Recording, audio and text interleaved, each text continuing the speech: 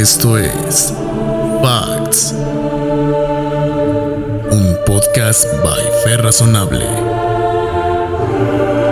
donde hablaremos de teología, filosofía, apologética y temas relevantes al cristianismo. Bienvenidos.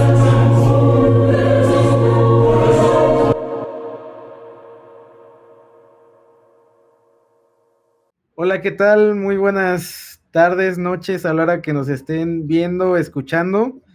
La verdad es que estoy muy contento, muy emocionado porque ya tenía bastante tiempo planeando con el equipo de Facts charlas de este tipo y bueno, pudimos coincidir en horarios y trajimos a puros cracks para hablar hoy sobre el tema de molinismo y específicamente sobre el debate que tuvo William Lane Craig con James White hace algún tiempo. Y por cierto, si no lo han visto, les recomiendo que lo vean, aunque vamos a estar poniendo aquí los clips para que entiendan de qué estemos hablando.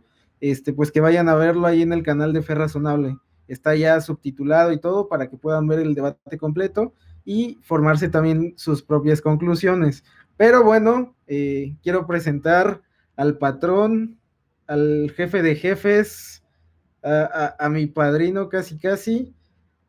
Ustedes ya lo conocen, a Raúl Jaramillo. Raúl, amigo, ¿cómo estás, bro? Buenas tardes aquí en México. No te escucho, bro, estás... Estoy muteado. Buenas tardes, es un gusto poder estar aquí nuevamente en Facts y pues muy contento. Realmente el tema del molinismo es uno de mis favoritos. Mucha gente de hecho me conoce precisamente por eso.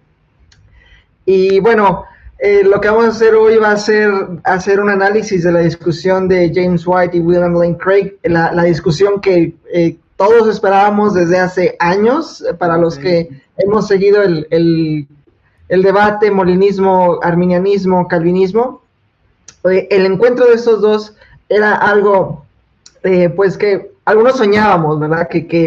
Porque nunca pensamos, yo personalmente nunca pensé que iba a suceder, pero bueno, sucedió el diciembre del año pasado y aquí estamos, ¿no? Pero, no sé, como que nunca habían querido conversar, ¿no? Y sobre esos temas. Sí, yo había leído alguno y visto algunos videos, más específicamente de White, sobre algunas posturas de Craig, y pues bueno, gracias a Dios ya se dio esa conversación y pues es muy importante que ustedes que tal vez no conozcan mucho acerca de esto, vayan a ver el video, está en el canal de Fe Razonable. Y bueno, también el día de hoy quiero presentar a mi amigo Daniel Polanco. Maestro Daniel, ¿cómo estás, amigo? Muchísimas gracias por estar aquí con nosotros, Dios te bendiga. ¿Qué tal? Un gusto, que Dios les bendiga. Igualmente es un gustazo estar aquí con mis hermanos en la fe, hablando de un tema que también me vio crecer en mis inicios de la teología. Creo que fue junto con el tema de la Trinidad, los temas con los que yo empecé a estudiar la teología y la filosofía más a fondo, y me ha sido de mucha bendición, tanto para ayudar a hermanos con dudas en la fe y para hacer más amigos, gente como Raúl, Alan, Jairo y Matías, Arancibia. Un abrazo a todos ellos, que ellos fueron mis introductores, mis mentores en el molinismo, y yo le doy gracias a Dios por su vida. Igual a Farid, saludos y qué gusto estar con ustedes. ¿Sigues manejando la página de DAS? Muy poco. Al principio, cuando entré, sí publicaba, y era porque tenía muchísimo tiempo libre antes de ingresar a la universidad, porque yo conocí el evangelio tan solo un año antes de ingresar a la universidad.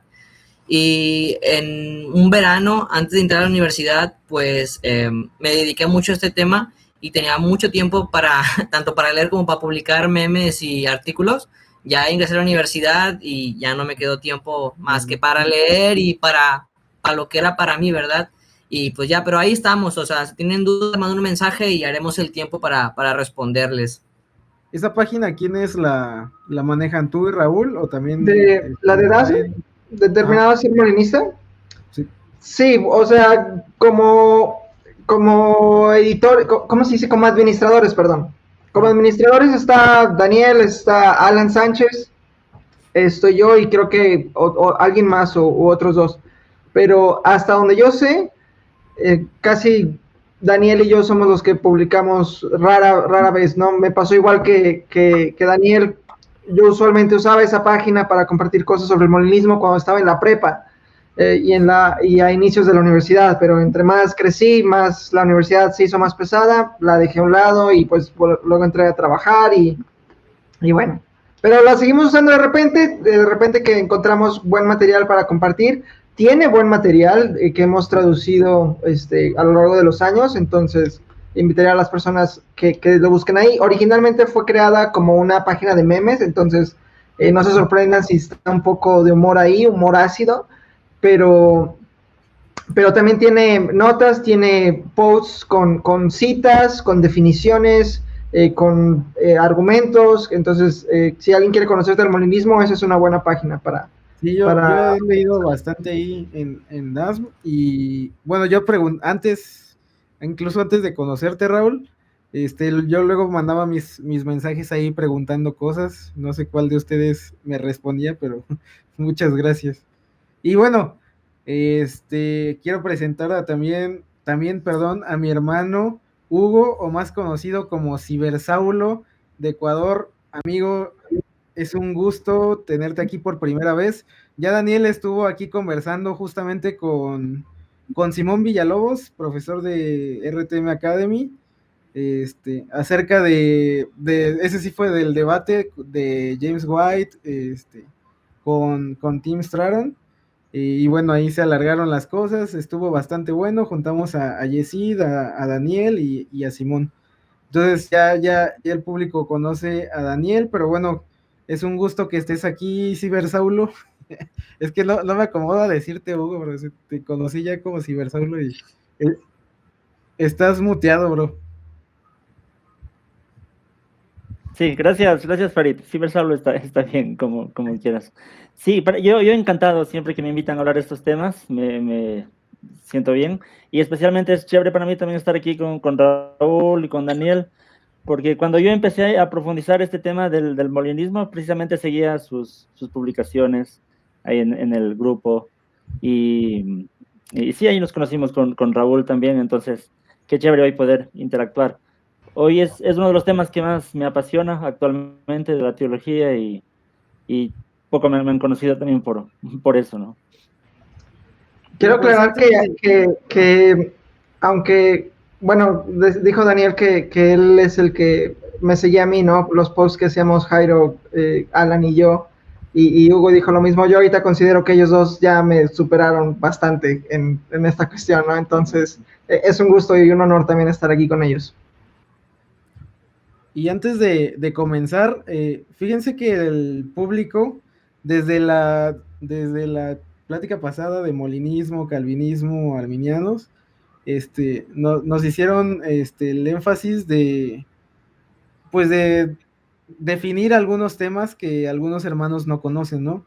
Por lo cual, justamente quería ahí preguntárselos a ustedes, que son los expertos. Hay varios, no, si quieren no tocamos todos, pero sí los más importantes. Ahorita vamos a mencionarlos, espérenme tantito. Y sobre todo para que el público que nos está viendo, que no conoce tal vez, aunque ya es raro que no conozcan de molinismo porque ya tiene bastante tiempo, y a los que les gusta seguir la página de Fax, pues ya sabe qué es molinismo y ciertas cosas, pero como escuchamos al público, queremos ahí definir algunos conceptos. Pero antes quiero preguntarles, esa es una pregunta que yo tengo en mi corazón: ¿les gusta y son fanáticos del anime? Bueno, esa es la clásica, ¿verdad? La clásica pregunta. Personalmente, yo creo que sí. Personalmente, a mí no, o sea, me gustan algunos animes, pero hablaba con un amigo mío que sí es fan del anime, que es Kike Alguacil. Un saludo, Kike. Me consideraría alguien que le gusta el anime mainstream, Dragon Ball, Naruto, Pokémon, y, o sea, los que pasaban en el Canal 5 aquí en México. Eso es del diablo, hermano. Sí, ya sé. Pero, o sea, los mainstream, los principales, los más conocidos, y tampoco es como que tú digas soy muy fan, no tengo ninguna playera de Pokémon, de Dragon Ball, de Yu-Gi-Oh menos, no, realmente, a mí me gustan más los cómics, DC Comics, soy más fan de ellos, entonces soy un geek más americano, que japonés.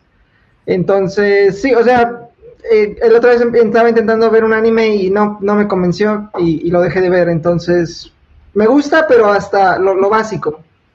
No soy otaku, no me considero otaku. Todos los molinistas son otakus, no todos los otakus son molinistas. Entonces quería tú, Ciber Solo.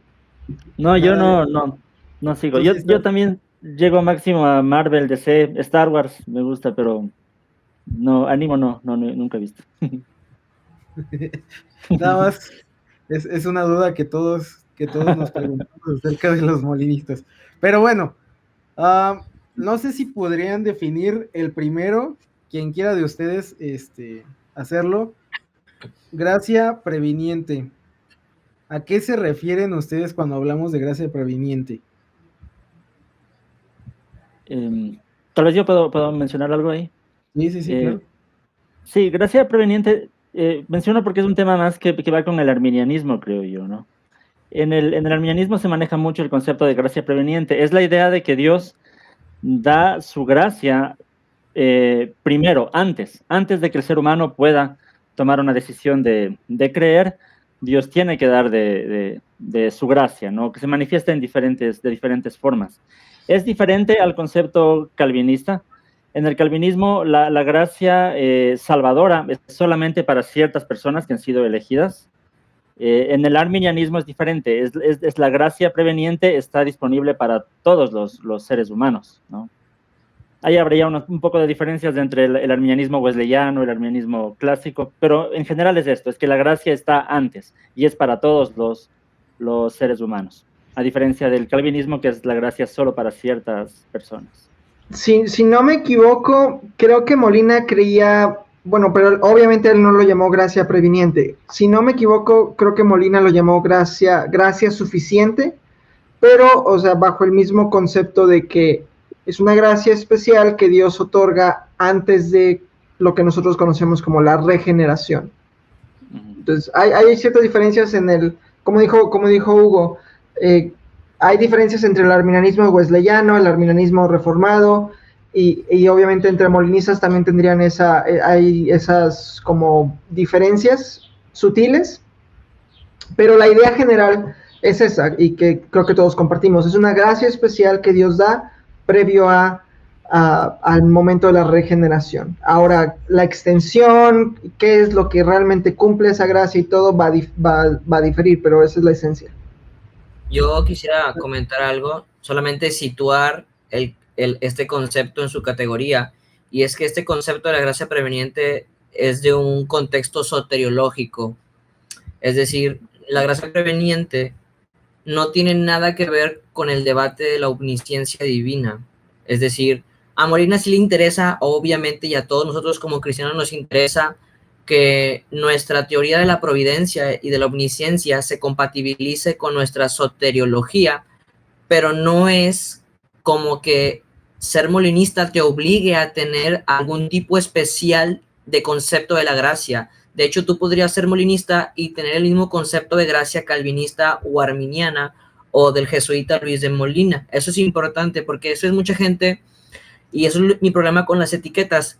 Te dicen molinista y ya te ensamblan un montón de etiquetas extra que no están necesariamente ligadas al concepto molinista. Por ejemplo, por ser molinista creen que soy arminiano, por ser molinista creen que yo tengo un concepto de gracia preveniente como el que, no sé, podría manejar algún arminiano clásico, ¿verdad? Y no necesariamente. Entonces yo solamente quisiera dislucidar eso, que el concepto de gracia preveniente está ubicado en un contexto soteriológico, no es algo que tú tengas que aceptar si deseas ser molinista. Y yo creo que con eso finalizaría mi aporte.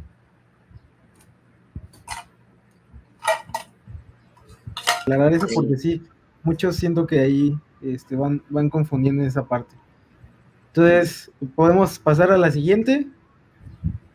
libre albedrío, libertario o libertariano. A mí me gusta libertariano, pero aquí estoy con puritanos que me van a decir que no es libertariano, es libertario. Entonces, no sé, ¿cómo lo definirían ustedes?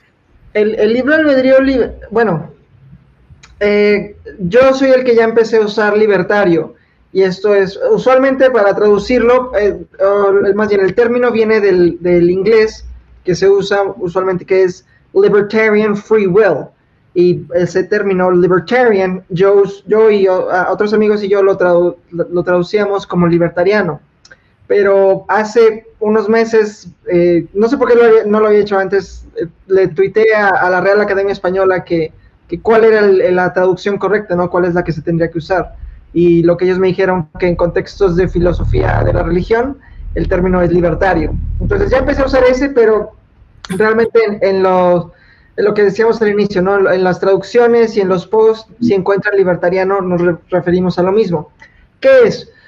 En esencia, al menos el término que yo manejo es simplemente la idea de que al menos ciertas acciones de los agentes, pueden ser ya sea humanos o no, pueden ser también angelicales, que los agentes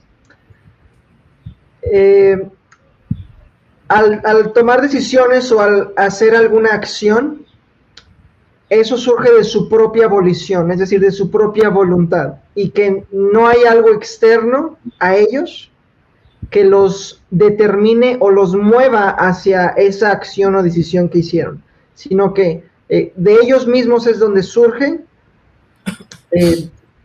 la propia voluntad, ¿no? De hacer algo y de moverse hacia cierto lado, a hacer cierta acción. Ahora, hay algunos que sostienen que para sostener el libre albedrío libertario tienes que sostener algo que se conoce como el principio de las posibilidades alternativas. Es decir, que siempre puedes actuar diferente. No creo que eso sea cierto para todas las acciones. Creo que en algunas, en efecto, tenemos la opción de actuar diferente, o al menos de refrenarnos de actuar, pero no creo que sea exhaustivo esa capacidad. Creo que creo que en algunas situaciones simplemente podemos escoger una cosa, pero no creo que esa sea una condición necesaria para que exista el libre albedrío libertario. No sé si quisiera yo agregar. Sí, dale. Estás en tu Gracias. Gracias. Para complementar lo que dijo mi hermano Raúl, esta libertad y la de todos los entes, y con eso me refiero a todas las cosas creadas por Dios que tienen la capacidad de voluntad, debemos reconocer que actuamos en virtud o conforme a nuestra naturaleza. Es decir, el libre albedrío que tiene un ser humano caído es el libre albedrío de un ser humano pecador. Eso no quiere decir que el LAL o el libre albedrío libertario no quiere decir que ya tengo yo en mi esencia la capacidad innata de reconocer por mí mismo el evangelio y de venir a Dios. No. Lo único que establece como condición suficiente el libertarianismo es que como agente voluntario, todas las acciones que yo elijo hacer, yo soy la causa final. Yo soy el que tiene control de esa decisión y que no hay nada detrás de mí que me esté determinando o que ya haya escogido por mí. Eso quiere decir que si yo rechazo a Dios, cuando se me predica el evangelio soy yo. Pero cuando yo vengo en fe en Cristo, es porque la gracia de Dios, que ha vencido mi maldad, me ha habilitado a mí, pero es la gracia de Dios, me ha habilitado para que yo vaya a Cristo. No hay ninguna posibilidad y ningún libertario que sea cristiano y consistente que afirme que la libertad innata de escoger a Dios yace en nosotros luego de la caída. Eso lo quiero dejar claro, porque a veces se cuelan esos estigmas en nuestras concepciones filosóficas que planteamos, y así es como la gente rechaza sin estudiar de forma seria lo que estamos proponiendo. Entonces, habiendo expuesto esto, yo creo que estaría bien por mí. No sé si mis demás hermanos quisieran agregar algo más. De pronto que a veces se usa el término libertarianismo suave para referirse a eso, ¿no? A que el ser humano es libre de hacer conforme a su naturaleza.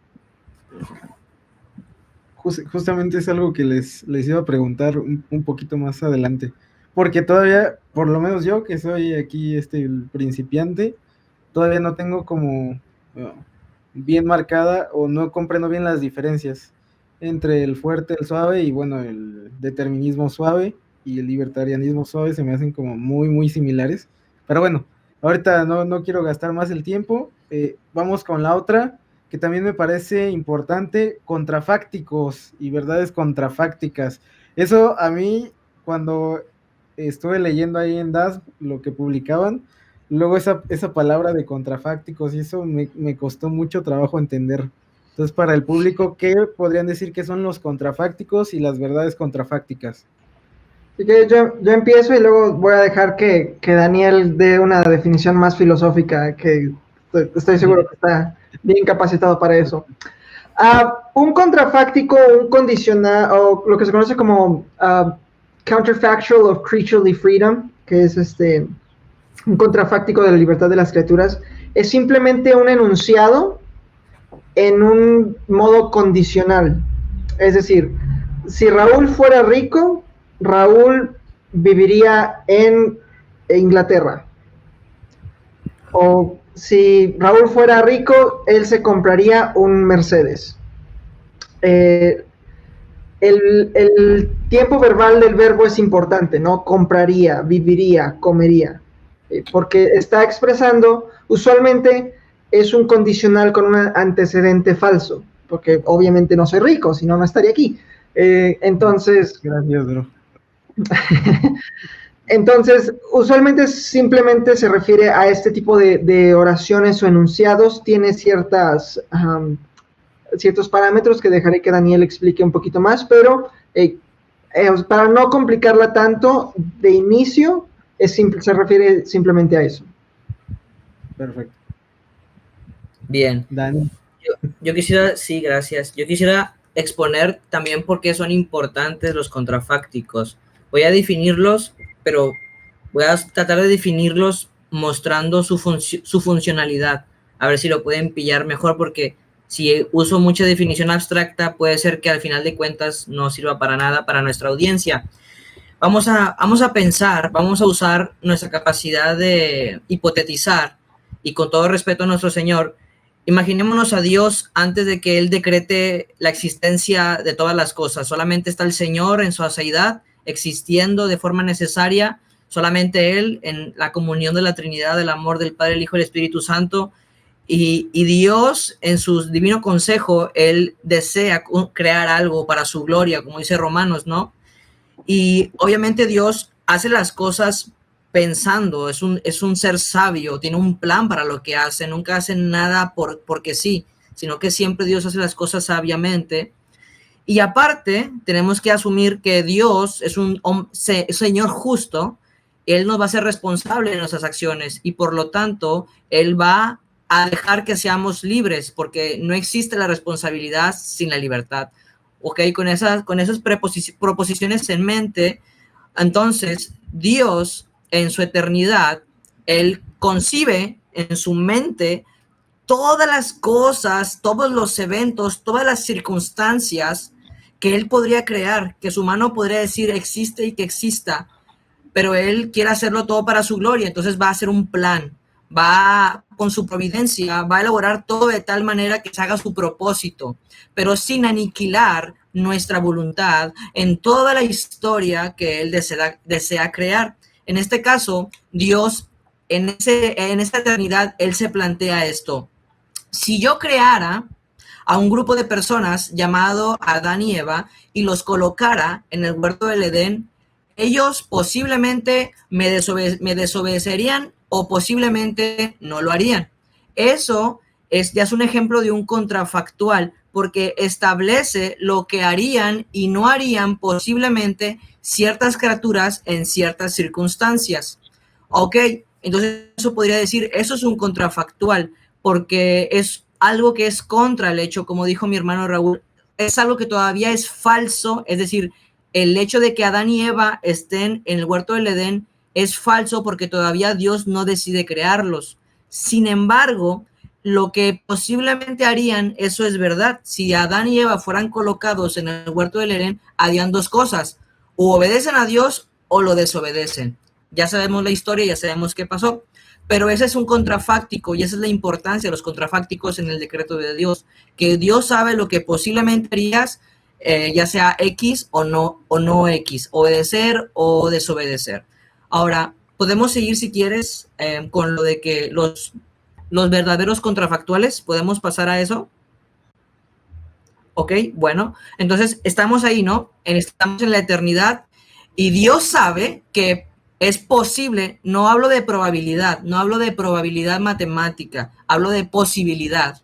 Dios sabe que es posible que Adán y Eva obedezcan y sabe que es posible que desobedezcan. La pregunta del millón es, ¿qué es lo que harían de verdad si ellos estuvieran en esas circunstancias? Ya no solamente es la posibilidad que podrían hacer, sino lo que de hecho harían si ellos estuvieran en esas circunstancias.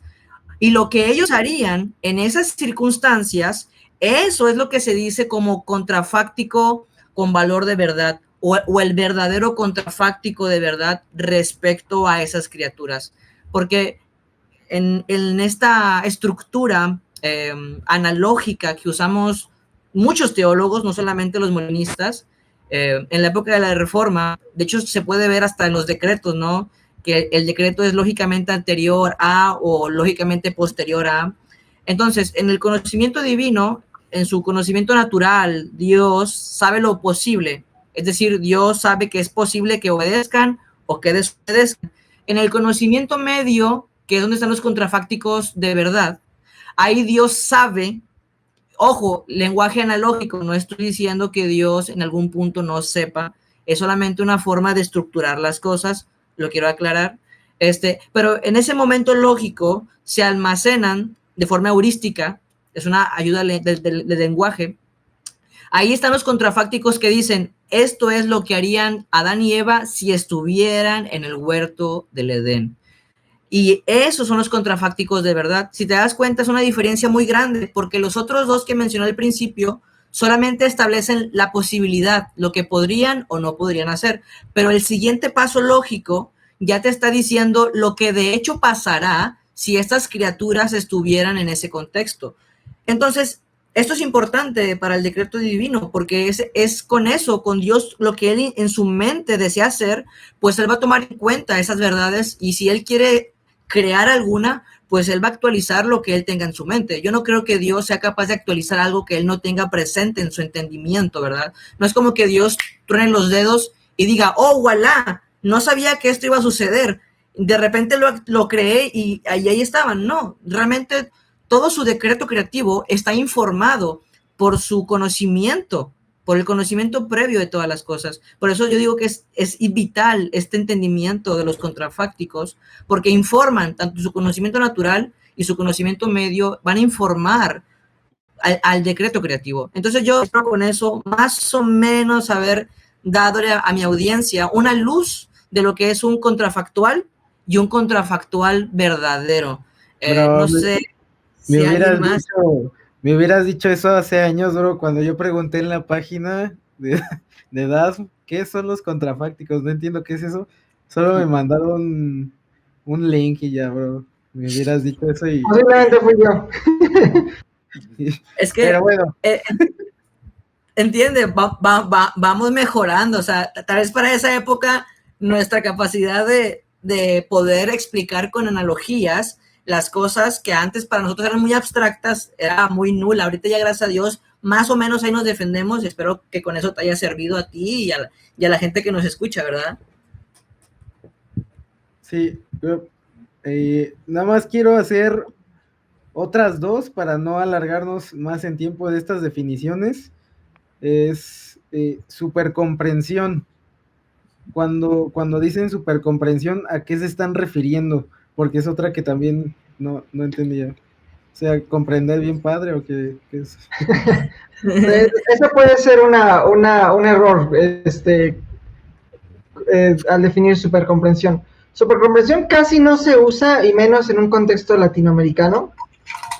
No se escucha mucho de lo que es la supercomprensión. pero esta ha sido expuesta y defendida más por Kirk McGregor. La supercomprensión de Dios, deja ver si la puedo definir, si recuerdo bien, pero habla más de eso en su libro de Luis de Molina, y aparte Kirk tiene un artículo defendiendo la doctrina. Si mal no recuerdo, la doctrina de la supercomprensión de Luis de Molina es que Dios conoce las esencias de las criaturas tan exhaustivamente y tan perfectamente, que es precisamente por eso que Dios conoce cómo nosotros actuaríamos libremente en cualquier circunstancia en la que pudiera ponernos.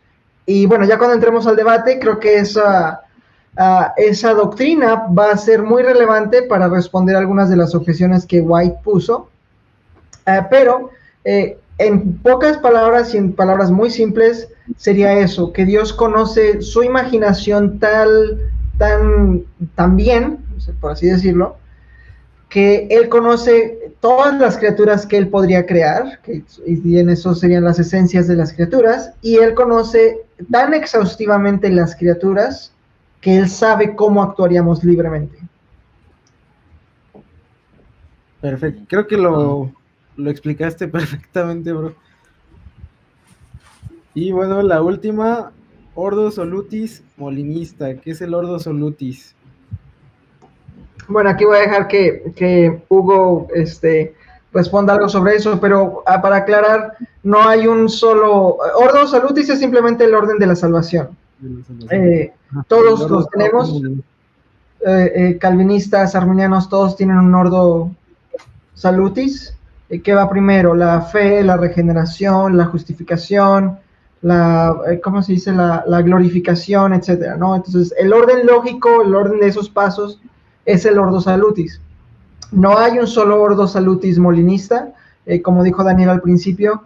El molinismo es una doctrina esencialmente sobre la omnisciencia divina, es decir, sobre el conocimiento de Dios, que tiene aplicaciones en la soteriología, que se puede aplicar y se puede expandir, ¿no? Y es un poco de lo que invito a Hugo que explique un poco mejor, pero si no hay un solo Ordo Salutis, y personalmente, no me preguntó nadie, pero yo quiero decirlo, yo creo que me suscribiría a un Ordo Salutis combinado entre molinismo y arminianismo. Ahí es donde yo me encontraría.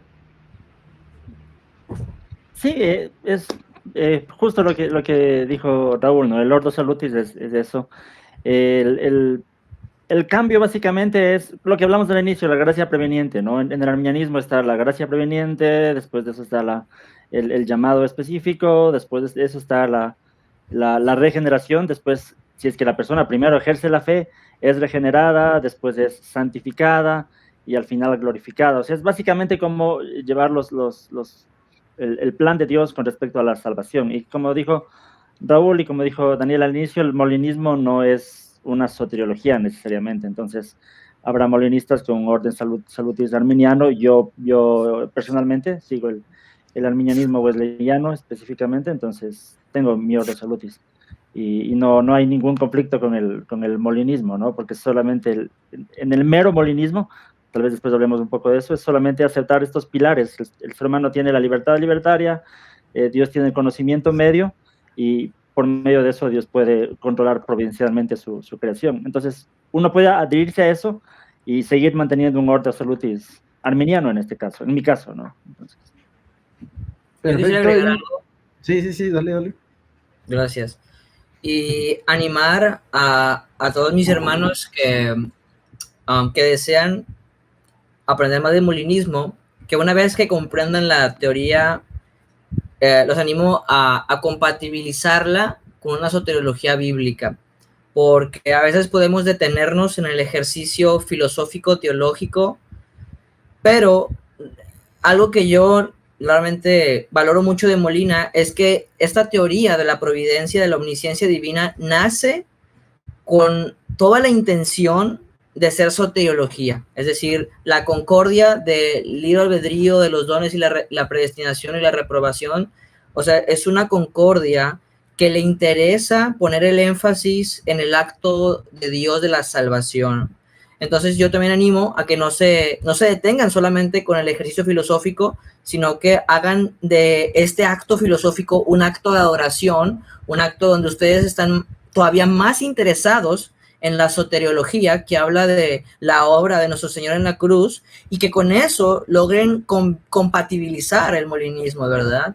Y hagan de todo eso un cuerpo teológico sólido, y que eso sirva de bendición para más hermanos, porque a veces podemos decir, ¿y para qué quiero el molinismo? O sea, yo ya creo en Cristo, yo ya creí, ya conozco la teología, ¿para qué quiero ser molinista? Y es ahí donde muchos molinistas tal vez se quedan a medias, porque nunca fueron más allá de las aplicaciones de la doctrina molinista. Entonces yo los invito a que no se detengan, sino que puedan ver todo el jugo que se le puede exprimir a esta teoría filosófica. Y por mi parte sería todo. Perfecto. Y también, bueno, es aprovechando que están aquí, la última vez que tuvieron la plática, que tuvo Daniel la plática, estaban preguntando acerca de teísmo abierto. ¿Podrían dar una definición rápida de lo que es teísmo abierto para irnos con los clips? Que no sé por qué digo teísmo abierto y me imagino en mi mente a Yesid, pero bueno, ahí chequen la definición. Nada, saludos a mi hermano Yesid. Pues mira, yo no soy una persona que esté muy involucrada en la concepción del teísmo abierto. Esto es lo que he aprendido de personas como ya nombraste a Yesid, y muy poco que he visto definiciones en algunos diccionarios. Y he visto que los teístas abiertos se reconocen por redefinir la omnisciencia, y por lo tanto llegar a la conclusión de que el hecho de que Dios conozca el futuro es algo metafísicamente contradictorio. O sea, no está haciendo a Dios ignorante. Básicamente lo que están diciendo es como es lógicamente imposible o metafísicamente imposible conocer el futuro, como Dios no puede incurrir en las contradicciones, por lo tanto es ilógico decir que Dios conoce el futuro. Entonces es esa la etiqueta, es esa la concepción que yo tengo del teísmo abierto, que han hecho el acceso epistemológico al futuro tan contradictorio, que si Dios tuviera ese predicado, haría Dios contradictorio, y como Dios no puede ser contradictorio, tienes que concluir que el hecho de que Dios conozca el futuro pues es imposible, no se puede. Y por lo tanto, como he leído en algunos otros artículos, en esto, viendo a uno de los que, al menos en mi contexto, que más se cita, que es William Husker, es admitir que Dios está dispuesto a tomar riesgos. Y eso es todo. No quiero decir nada más allá, porque no quiero tampoco hablar de lo que no es verdad. No sé si mis compañeros tienen algo que decir al respecto. Nada más para aclarar para la audiencia, Yesid no es teísta abierto, hasta donde tengo entendido sigue abrazando el arminianismo, que es el modelo de la presciencia simple. Tal vez tengan, bueno, si ya vieron la conversación con Daniel, probablemente ya sepan qué es eso. Pero sí, o sea, en esencia diría lo mismo que Daniel. En términos muy, muy básicos, el teísta abierto sostiene que el futuro precisamente es abierto porque Dios no lo conoce. Ahora, para que las personas que digan, ¿cómo Dios no puede conocer el futuro? Es lo que dijo Daniel. Para el teísta abierto es lógicamente imposible conocer el futuro, y por lo tanto Dios, al no violar las leyes de la lógica, porque Dios no puede violar las leyes de la lógica, por ende Dios no puede conocer el futuro. Igual que en todo, ¿no? Hay diferentes ramas, hay diferentes formas de entender el teísmo abierto, pero la esencia del teísmo abierto es esa, que es lógicamente imposible para Dios conocer el futuro, y por lo tanto Dios no lo conoce. Perfecto, no sé, Saulo, te voy a decir Saulo, bro. No sé si quieras decir algo, bro, o nos vamos ya directo. Estamos bien. Perfecto, pues entonces, ahora sí, queremos centrarnos en la plática acerca de, que tuvo William Lane Craig con James White. Muchos dicen que es un debate, pero no es un debate, la verdad es que es solamente una plática que tuvieron, y entonces lo vamos a estar ahí con la plática. Entonces la dinámica es que vamos a ver ciertos clips y pues obviamente para que la gente que no lo ha visto pueda estar como que en ese contexto y ya después comentar ahí algo al respecto de esa parte del clip. Pero antes de eso, ustedes se llevaron un buen sabor de boca con esa plática entre Craig y White. ¿Sienten que le faltó algo? ¿Cómo lo sintieron así general? Pues, ¿qué te digo? A mí, la verdad, es que para fines de diálogo me voy bien, pero también estoy insatisfecho porque Craig fue consistente en todo el debate. Craig no tuvo complejidad en el diálogo. Pero el punto de que Craig es tan bueno respondiendo que simplemente se limita a responderle, pero no te explica por qué la mayoría de las cosas que él dice tiene razón. Es decir, ya ves que White cita muchos ejemplos de la Biblia donde White erróneamente supone el determinismo como un acercamiento hermenéutico al texto y por lo tanto dice, wow, aquí está el divino determinismo divino de White. Y Craig dice, no, porque Dios ya tenía en eso, ya tenía premeditado en su decreto divino el respetar la libertad de los agentes. Y eso es una respuesta contundente. O sea, tú puedes decir, pues sí, porque solamente es el hecho de que tanto White como Craig suponen como un acercamiento a la escritura, esta teoría, como logran ellos pues entender el texto, pero no te explica Craig, al menos para mí personalmente, por qué debo yo preferir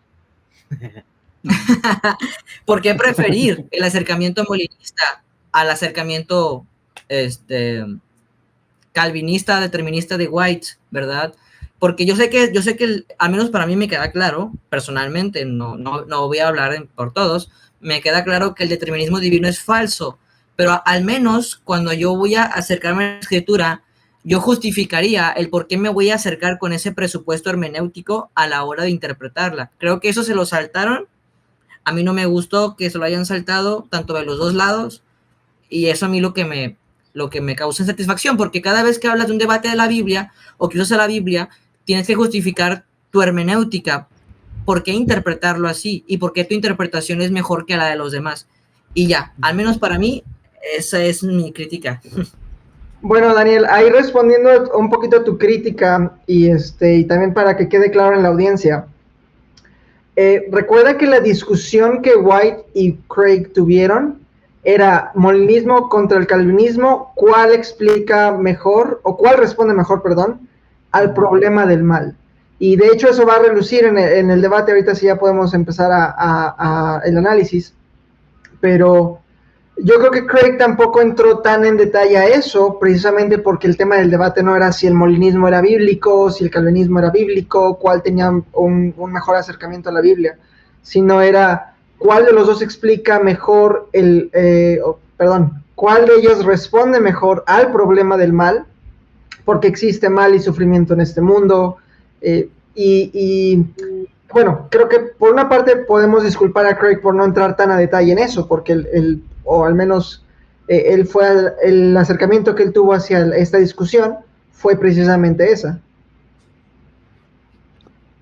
Sí, yo iba a decir precisamente eso, ¿no? Porque si alguien llegaba al debate, alguien que no conocía el molinismo, el trasfondo, y no conocía el determinismo, el trasfondo, pues no iba a entender por qué ya de una ellos inferían ciertas cosas sin explicarla, ¿no? Pero precisamente porque no era el tema en sí del debate.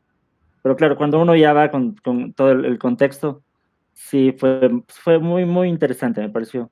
Yo sigo esperando la respuesta de White, de por qué Dios permite la maldad, pero bueno.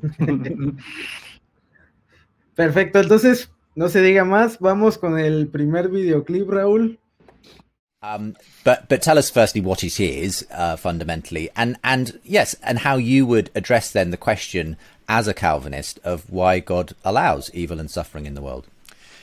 Well, Justin, you may remember that when Bill and Paul Helm had a discussion on your program in 2014, you got to the last 5 minutes, and the most important stuff was said in the last 5 minutes. And even you said, that's a really helpful discussion. But it was in the last 5 minutes. You couldn't expand it beyond there. So hopefully we'll get back to that level before the last 5 minutes of the program, because it's really where I think the rubber meets the road. Because from the Reformed perspective, the Westminster Confession of Faith, London Baptist Confession of Faith very clearly says that God foreordains decrees whatsoever comes to pass in time, and then immediately discusses the issue of the will of man and everything that flows from that. But first and foremost is the decree of God, that God not only is the creator of all things, but because he is the creator of all things, then he is the one who has determined the very fabric of time.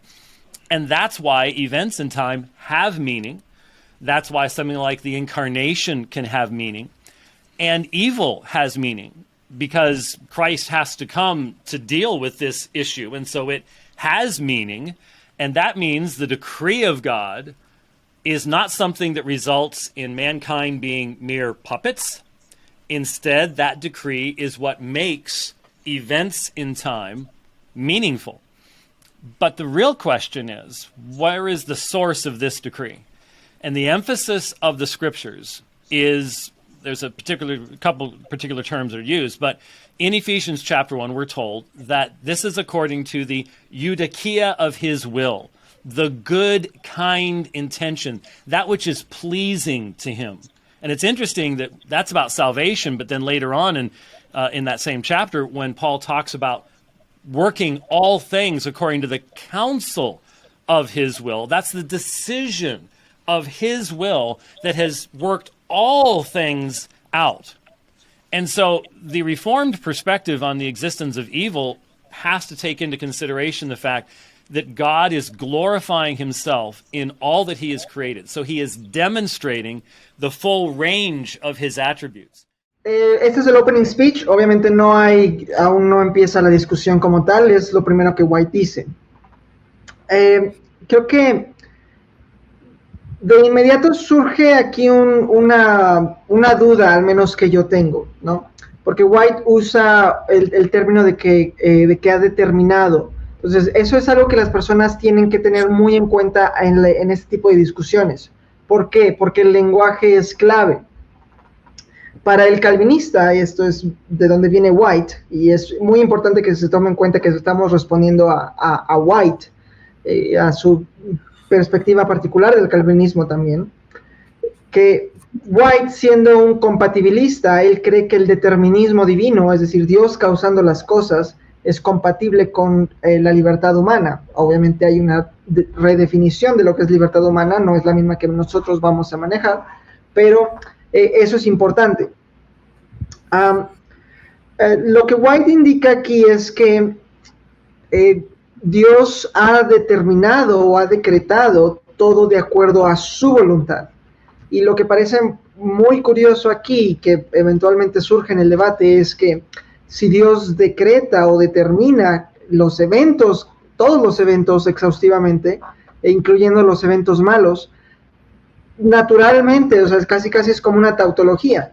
Eso no hace a Dios el autor del mal, o no hace que Él sea el causante del mal, si es Él quien determina o predestina, que en ciertos casos los calvinistas lo usan como sinónimos, que no lo hace Él el autor del mal, pero, y es precisamente el tema de la discusión, ¿no? ¿Cuál ofrece una mejor solución al problema del mal? Eso es lo principal que surge a mi mente, el uso del lenguaje, y que tenemos que estar muy pendientes de qué terminología se usa en este tipo de discusiones.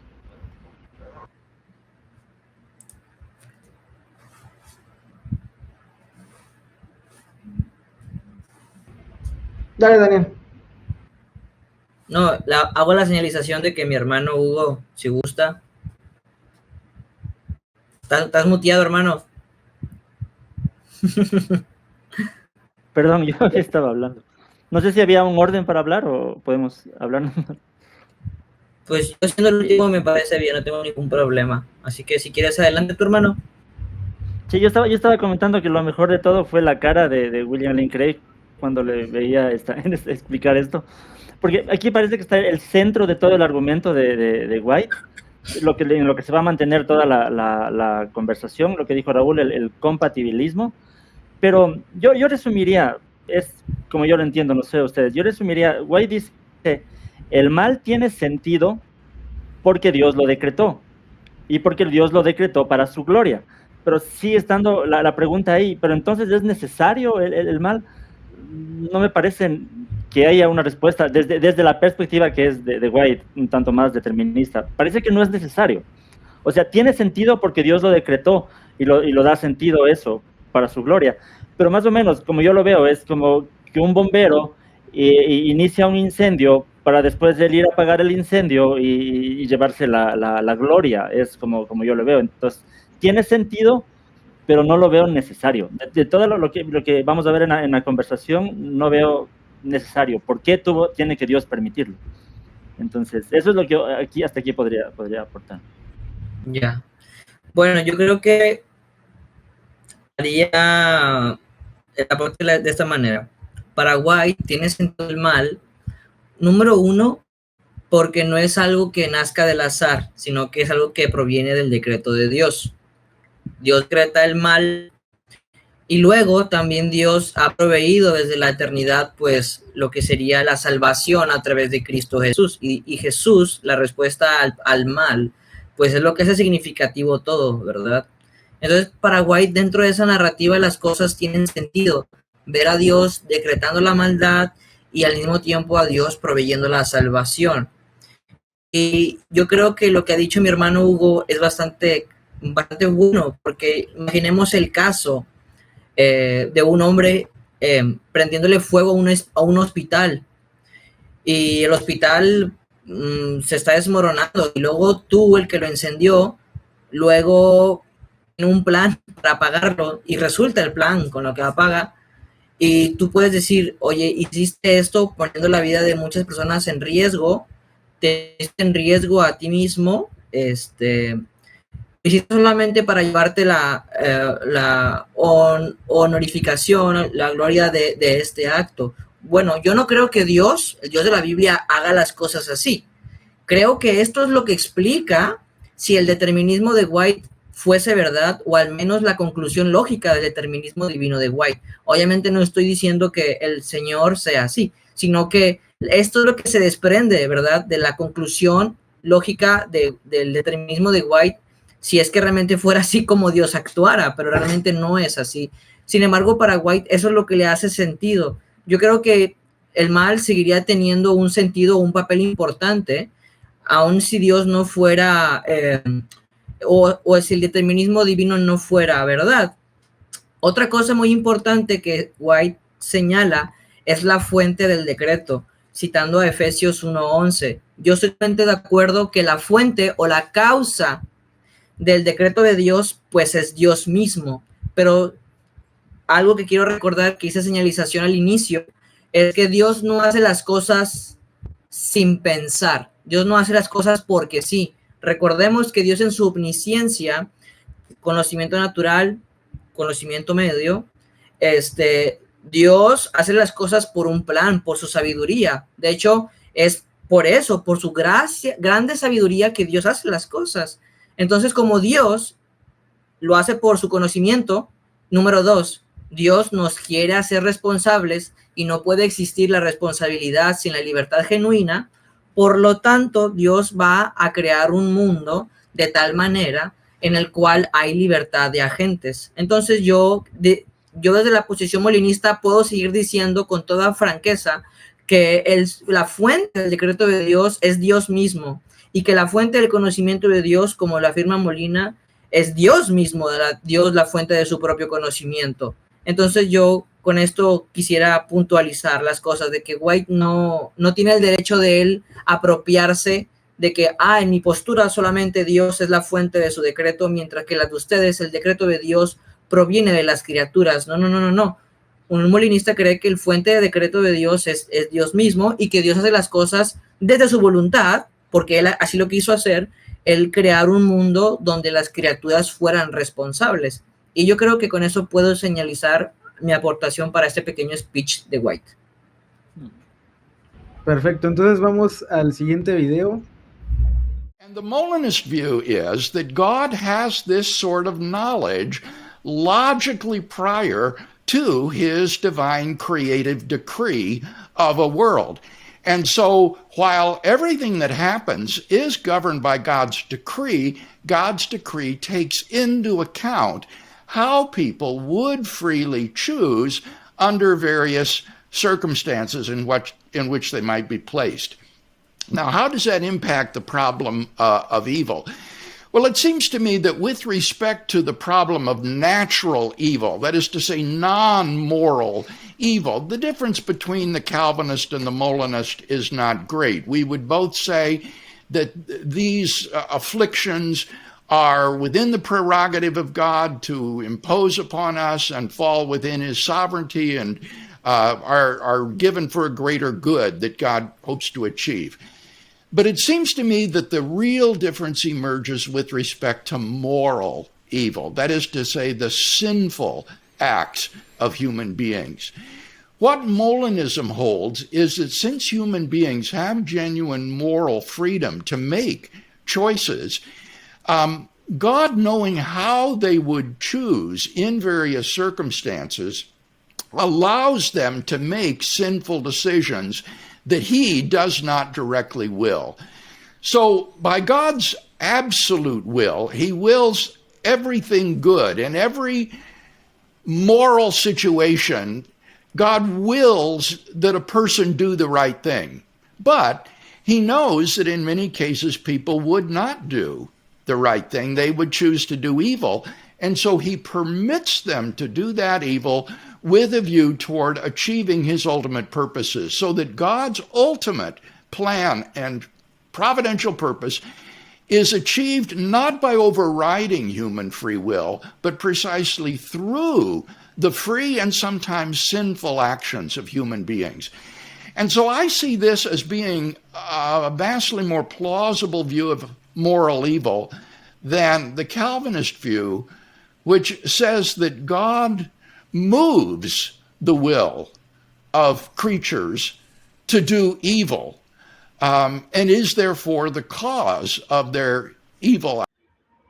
Perfecto, aquí ya en la yugular. Antes de que comenten, quiero comentar, porque varios en la publicidad nos decían que juntábamos a varios molinistas y que iba a ser de un solo lado, obviamente, pero bueno, si ustedes, amigos calvinistas, que quisieran comentar, hacer un video como estos, ya saben que en Fax estamos abiertos y pues propongan a personas y con gusto las podemos invitar para que igual también den su opinión de ese lado y no pasa nada en ese sentido. Pero bueno, sin más de decir esto, porque se me había olvidado decirlo al principio, pues vamos igual en el mismo orden, ¿no? Primero el apóstol y después los demás. Bueno, irónicamente aquí creo que es uno de los puntos en los que estoy yo en desacuerdo con Craig. Porque Craig menciona al inicio que el molinista y el calvinista no estarían en mucho desacuerdo con respecto al mal moral. al mal natural, que ahí estarían en la misma página. Ahí precisamente es una de las cosas en las que tal vez no esté tan en línea con lo que Craig dice. Creo que el molinista podría afirmar ciertas cosas distintas sobre el mal natural.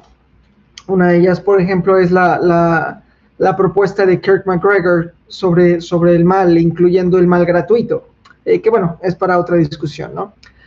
Ahora, pero sí, como Farid menciona, Craig se va directamente a la yugular. ¿Por qué? Porque él dice, sí, Dios hace todo de acuerdo a su voluntad y de acuerdo a su decreto divino, como Daniel ya lo explicó. Pero lo que Craig menciona es que en esta perspectiva molinista, al menos se permite un grado de libertad libertaria, como ya lo definimos, que permite a Dios pues en cierto punto estar desconectado causalmente del mal moral, al menos en este caso, en la perspectiva de Craig. Y esto es porque, y Craig lo menciona, si eres un calvinista determinista que sostiene una especie de determinismo similar a White, si Dios es quien mueve la voluntad del hombre hacia el pecado, no, al menos yo no veo escapatoria en que eso haría a Dios mismo, al que mueve esa voluntad hacia el mal, la causa del mal. Y creo que Craig lo ha dicho en otros lugares, ¿no? Y peor aún, cuando Dios castiga al hombre por hacer el mal, siendo él quien movió inicialmente su voluntad hacia el mal, eso haría de Dios un monstruo moral, ¿no? Entonces va a depender del calvinista si acepta ese grado de determinismo. Ahora, hay que también tener muy en cuenta esa palabra determinismo, porque si White mencionó determinismo, o determinó, usó el verbo determinar, hay que tener cuidado con qué queremos decir con esto. Porque determinar puede significar varias cosas, incluida una simplemente como inclinación, ¿no? O como un compromiso con algo. Por ejemplo, yo puedo decir, estoy determinado a bajar de peso. Y esa determinación propia que yo tengo va a hacer que yo me proponga comer saludablemente, a levantarme temprano, a hacer ejercicio. Entonces hay un determinismo, por así decirlo, pero eso no es lo que estamos hablando aquí. Cuando hablamos en este tipo de discusiones entre molinistas, calvinistas, arminianos, cuando hablamos de determinismo lo hacemos en un sentido filosófico, y es un determinismo causal. Y por eso Craig usa una palabra menos abierta a mala interpretación, que es mover la voluntad, ¿no? Que es, dice Craig, si el calvinista afirma que Dios, o en el calvinismo, si Dios es quien mueve la voluntad del hombre hacia el mal, entonces eso haría a Dios la causa del mal.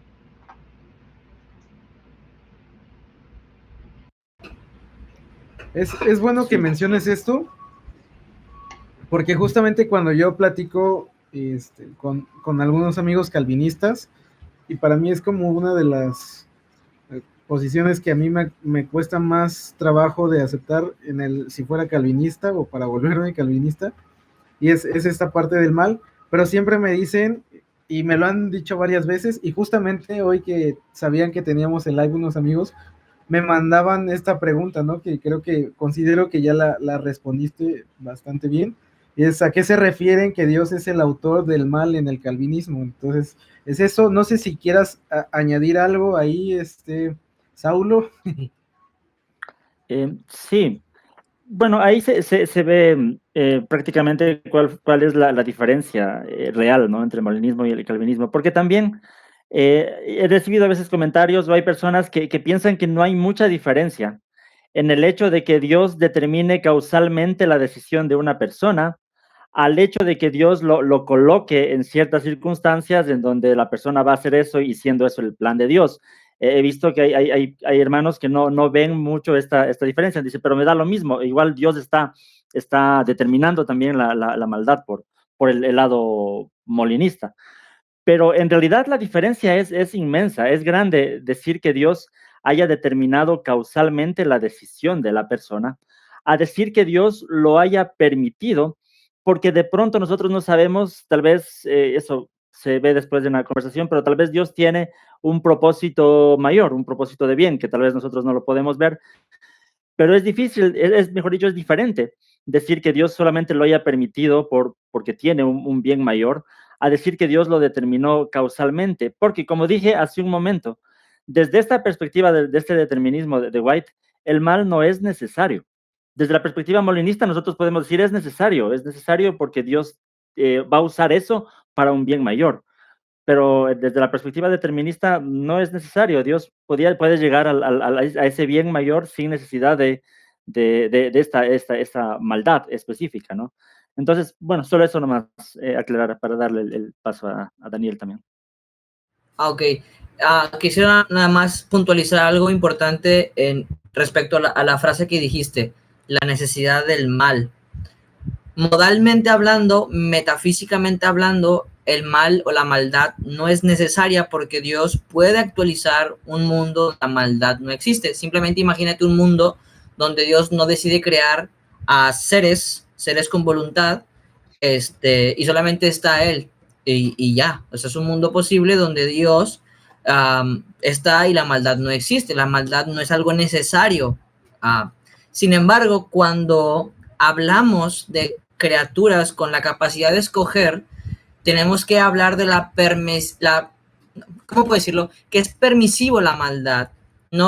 Ahí yo quisiera nada más tener mucho cuidado con necesidad, porque necesidad creo que es muy fuerte.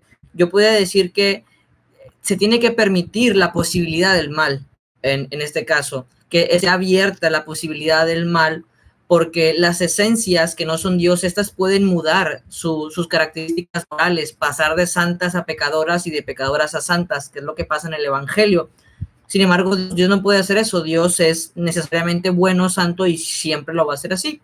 Sin embargo, cuando tú eres una criatura que no es Dios, tiene que existir esa permisividad, y es necesaria. Creo que ahí yo creo que entraría ahora sí bien la palabra necesidad, entrar la necesidad como posibilidad del mal, ¿sí? Para que yo pueda ser capaz de escoger, obedecer o desobedecer, como en este caso lo hicieron los ángeles y también como lo hicieron Adán y Eva. Y yo quería nada más puntualizar eso, porque a veces sí, como dijo mi hermano Raúl, el lenguaje es clave y hay que entenderlo en el contexto correcto. Por mi parte sería todo. Perfecto, entonces vamos al siguiente clip. Ya se nos está acabando esta primera parte de esto que vamos a estar haciendo. Entonces acabamos este último clip y también esperen la parte número 2, que también va a estar próximamente por YouTube. Pero bueno, perfecto, entonces vamos al siguiente clip. Antes de entrar al siguiente clip, quiero que la audiencia ponga muchísima atención en este clip, porque es la primera vez en todo el debate, en toda la discusión de James White y William Lane Craig, en donde Justin le hace la pregunta directa a White: ¿por qué es mejor el calvinismo para explicar el problema del mal? Y quiero que noten la respuesta, porque a mi parecer White no responde, y es precisamente por eso que Justin y Craig también siguen insistiendo varias veces a White a que responda, y no lo responde varias veces en el debate, pero que la audiencia lo pueda ver. It's obviously a perspective, James, that Bill has been one of the foremost proponents of in recent years. Where do you go then with this usually? Why do you think, James, your perspective is a better understanding of evil and suffering? Because at one level, you know, if you can have true human freedom, a lot of people will say that seems to be a better thing than effectively God micromanaging, if you like, every action, thought, and will of the human person. Well, there's a micromanaging on both sides. And obviously, in looking at possible worlds, feasible worlds, God ends up micromanaging all the circumstances that people are placed in. And that's why a lot of people reject Molinism. It seems like a strange autonomy when you say that everyone's doing everything freely, except they've been put in a position where that's what they would do, and God knows they would do that. And many people would say, look, mankind is not nearly that simple. We don't exist as just this thing floating in ether that you know what it's going to do. We are made up of so many complex moving parts, and we sometimes surprise ourselves about what we do. I've surprised myself more than once by what I said or what I did in a situation.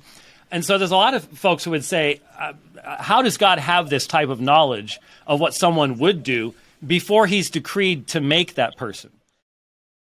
Perfecto, le dejo el micrófono al apóstol. Bien, en este clip hay dos secciones y hay que responder a ambas. La primera es que Justin le hace la pregunta a White que si hay una microgestión en el calvinismo, ¿cómo es que el calvinista puede responder satisfactoriamente al problema del mal? Y White lo que responde, bueno, para empezar, su respuesta no es una explicación, lo que hace es tirar la bolita al otro. ¿Por qué? Si notan, lo que él dice es, hay microgestión en ambos sistemas, ¿no? Tanto en el calvinismo como en el molinismo hay microgestión. Bueno, hay que definir bien qué queremos decir, porque yo diría que en el molinismo hay una microplaneación. Es cierto, Dios pone a las personas en ciertas circunstancias sabiendo cómo ellas actuarían libremente, pero ahí estamos hablando de una microplaneación. Dios planea, y por supuesto que planea, y por supuesto que conoce cómo actuaríamos libremente, y por supuesto que se cumple su soberana voluntad. Eso no está en duda en el molinismo, en ninguna de las variantes del molinismo. Pero hay una diferencia entre eso y hay una diferencia entre microcausar. Microplanear no es microcausar. Y nuevamente, si el calvinista va a sostener una postura filosófica de determinismo causal exhaustivo, en donde Dios causa cada una de las pequeñas cosas que suceden en el mundo, eso es muy diferente a Dios microplaneando. Porque hay una diferencia crucial entre una persona tomando por accidente, más bien, hay una diferencia entre una persona teniendo un ataque al corazón y yo dándole un veneno para que ella tenga un paro cardíaco. Es muy diferente eso, ¿no? Entonces, algo que me gusta, por ejemplo, una analogía que me gusta mucho, que es de Leighton Flowers. Él no es molinista, él se denomina a sí mismo provisionist, es lo que a sí mismo. Y lo que él dice es que es muy similar a lo que hace la policía cuando hace lo que se conoce como redadas o emboscadas, cuando la propia policía ejecuta un plan en donde envían a alguien infiltrado que hace un trato, un negocio con drogas, y que la policía está esperando que el verdadero malhechor, el verdadero delincuente, haga el trato y se involucre en el trato libremente, y después la policía entra para arrestarlo, ¿no? Aplicarle la justicia de la ley. Pero si nota, la policía no está causando que el narcotraficante diga que sí al trato, ¿no? Que acepte la droga, que acepte la venta, ¿no? Entonces, hay una diferencia entre microgestión y microcausación. Y lo otro que me pareció muy interesante, tal vez podamos discutirlo más adelante, es que, y de verdad es muy triste, precisamente la argumentación de White no es la mejor que el calvinismo tiene. Conozco calvinistas que argumentan mejor, porque si notan, su respuesta a la pregunta, nuevamente atacando el molinismo, es ¿cómo Dios podría saber lo que nosotros haríamos libremente? Ahora, hay varias formas en las que la pregunta podría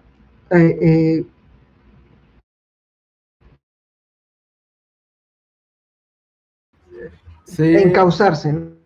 Te trabaste un poco, bro. ¿Podrías repetir eso? Te estás trabando. ¿A partir de dónde me trabé? Es Dios que ya estás hablando mal del calvinismo. Dijiste que cómo Dios podría saber lo que hacemos libremente.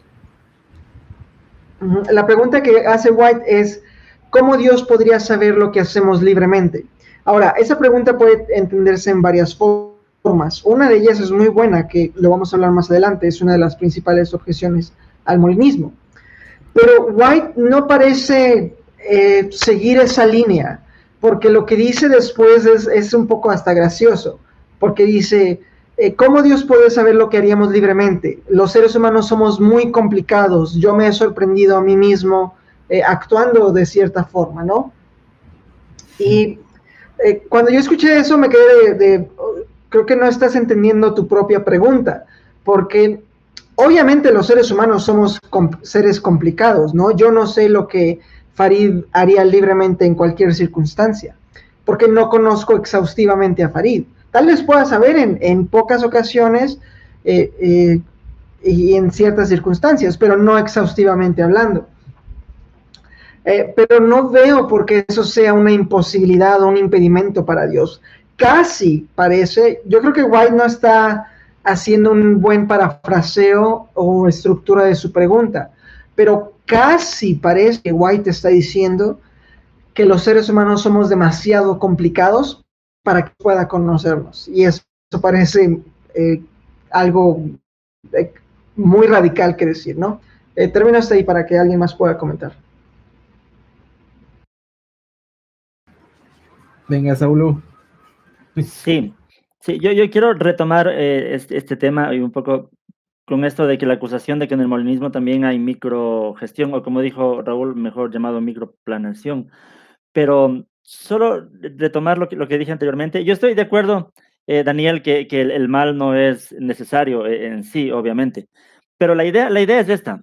Si Dios tiene un plan y predestina y tiene un propósito en mente, para llegar a ese plan, es lo que yo me refiero, tiene que haber esta microplaneación y el mal, y permitir el mal, como tú usaste el término, es necesario en ese sentido, para llegar al propósito que Dios tiene, teniendo en cuenta eso, el propósito de Dios, el mal sería algo necesario para llegar a ese propósito.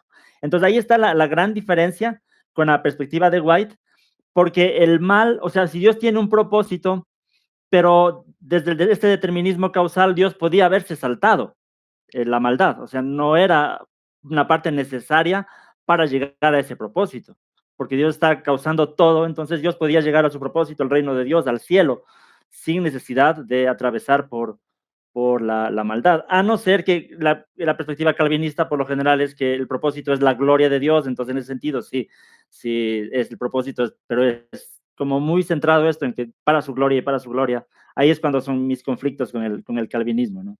Eso no más para aclarar.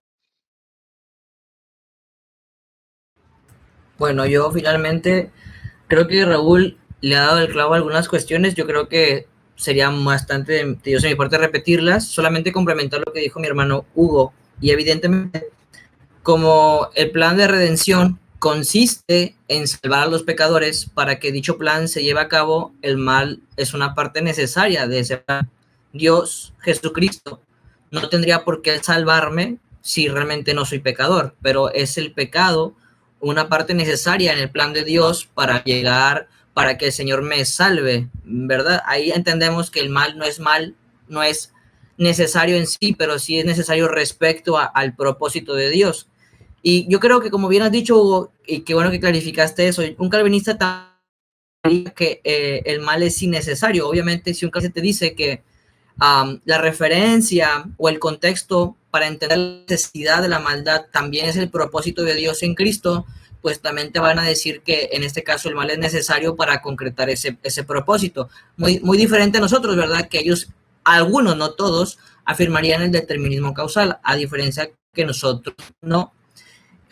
Yo creo que con eso nada más quería a clarificar, porque no se me hace correcto embolsar a todos los calvinistas en el mismo saco y hacer un hombre de paja en público. Entonces, qué bueno que lo clarificaste.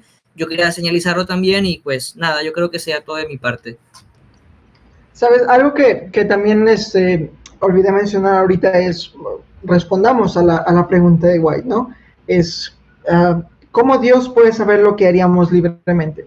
Hay varias maneras en que se pueden responder a esto, pero creo que la pregunta es extraña, porque por una parte parecería casi una tautología decir, pues Dios lo sabe porque es omnisciente, ¿no? Pero hay que explicar ciertas cosas para que la audiencia pueda entenderlo. Cuando uno está hablando, cuando uno menciona algo sobre el molinismo, estamos diciendo que Dios conoce todas las proposiciones verdaderas, ¿no? Ahora, ¿qué es una proposición? Es simplemente un enunciado. Puede ser, a Raúl le gustan los chilaquiles, ¿no? Me encantan los chilaquiles, espero que toda nuestra audiencia sepa qué es eso. Es una comida muy, muy famosa aquí en México, un desayuno muy famoso aquí en México, pero ese tipo de proposiciones Dios las conoce. Ahora, hay proposiciones temporales y atemporales. En este caso, la proposición a Raúl le gustan los chilaquiles es atemporal, o por ejemplo otra proposición, el hombre es mortal, es atemporal, ¿no? Porque no tienen una conjugación. Pero también pueden existir proposiciones futuras. Raúl comerá chilaquiles mañana. Eso ya implica un tiempo. Ahora, nuevamente, hay proposiciones contrafácticas. Si Raúl le dan a escoger entre chilaquiles y, no sé, quesadillas, Raúl escogería desayunar chilaquiles, ¿no? Esa es una verdad contrafáctica. Y entonces, nosotros diríamos como molinistas que Dios conoce el valor de verdad y conoce cada una de estas proposiciones eternamente, incluso antes de su decreto creativo. Entonces, si Dios realmente es omnisciente y conoce el valor de verdad de cada una de estas proposiciones, entonces Él va a saber cómo yo actuaría libremente en cada una de estas circunstancias. Realmente preguntar cómo es que Dios obtiene este conocimiento es similar a preguntar cómo es que Dios crea desde la nada, ¿verdad? O sea, porque obviamente nosotros aquí como cristianos creemos que Dios creó el universo de la nada, lo que se conoce como la doctrina de creación ex nihilo. Pero preguntar cómo es que Dios lo hace, bueno, no lo sé, ¿no? Hay obviamente respuestas un poco más sofisticadas sobre esto. Creo que Molina y Kirk McGregor han dado una bastante interesante. Pero realmente, ¿cómo se dice? En términos laicos, muy simples, creo que podemos decir Dios conoce cómo actuaríamos libremente simplemente porque Él es omnisciente y no carece de este tipo de conocimiento. Perfecto, pues se nos ha acabado el tiempo de esta primera parte. Muchísimas gracias a los que están en nuestra audiencia. Esperemos que podamos haber esclarecido algunos puntos, sobre todo de las definiciones que creo que eran necesarias para poder entender este nivel de explicación. Y también volverles a recordar que para los que nos dijeron que solamente juntamos a molinistas para hablar del debate y que todos iban a ir del lado de Craig por obvias razones, pues les hacemos la proposición y si alguno de ustedes gusta proponer a un buen calvinista, por ejemplo, la semana pasada, si no han visto ese video, grabamos con Joaquín Moya y con Simón, maestros de RT Academy, que justamente imparten la materia el curso, de teología reformada. Entonces ahí para que puedan verlo, y si a alguno le gustaría aquí opinar y hacer algo con respecto a esto que es calvinista, con mucho gusto escríbanos ahí un mensajito y lo podemos ahí agendar, ¿va? Para que vean que no todo es del lado de Craig, ni que somos cristianos, ni nada por el estilo. Pero bueno, entonces se acabó esta primera parte. Estén pendientes de la segunda parte. Muchísimas gracias a todos. Saulo, Raúl, Daniel, amigo, muchísimas gracias. Y pues nos estamos viendo para la parte 2. Dios les bendiga.